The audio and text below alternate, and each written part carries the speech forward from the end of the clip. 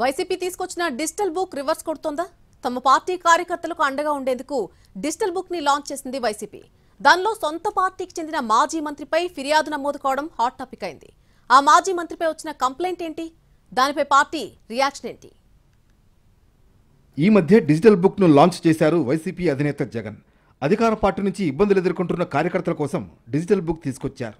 QR code ను scan చేస్తే సత్వరమే పార్టీ కేంద్ర కార్యాలయానికి సమాచారం అందేలా యాప్ ఆధారిత డిజిటల్ బుక్ ను డిజైన్ చేశారు. అయితే వైసీపీ కార్యకర్తల కోసం పెట్టిన డిజిటల్ బుక్ యాప్లో వైసీపీ నేత మీదే ఫిర్యాదులు రావడం కలకలం రేపుతోంది.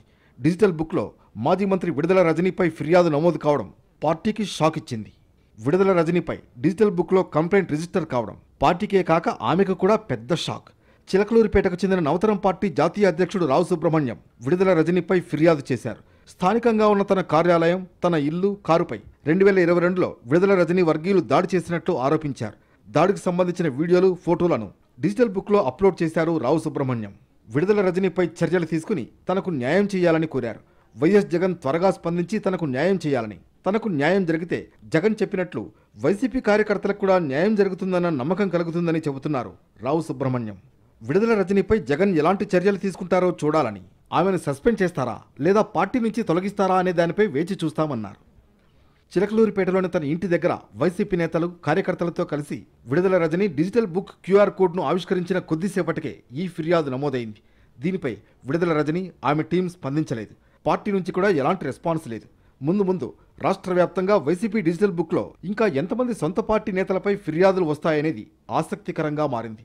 డిజిటల్ బుక్ ఆవిష్కరించిన సమయంలోనే దానిలో ఉన్న లోటుపాట్లను విశ్లేషకులు గుర్తించారు. యాప్లో పార్టీకి సంబంధించిన వ్యక్తులు కాకుండా ఇతర వ్యక్తులు, ప్రత్యర్థులపై నిరాధారమైన ఫిర్యాదులు చేసినా ఆ లిస్ట్ చాంతాడంతవుతుంది. ఏది నిజమో ఏది అబద్ధమో తేల్చుకునేందుకే సమయం మొత్తం సరిపోతుందని అంచనా వేశారు. కానీ డిజిటల్ బుక్ ఇంకా ప్రాథమిక దశలోనే ఉన్నందున లోటుపాట్లను గుర్తించి సవరించుకోవాల్సిన అవసరం ఉందని పార్టీ వర్గాలు అభిప్రాయపడుతున్నాయి.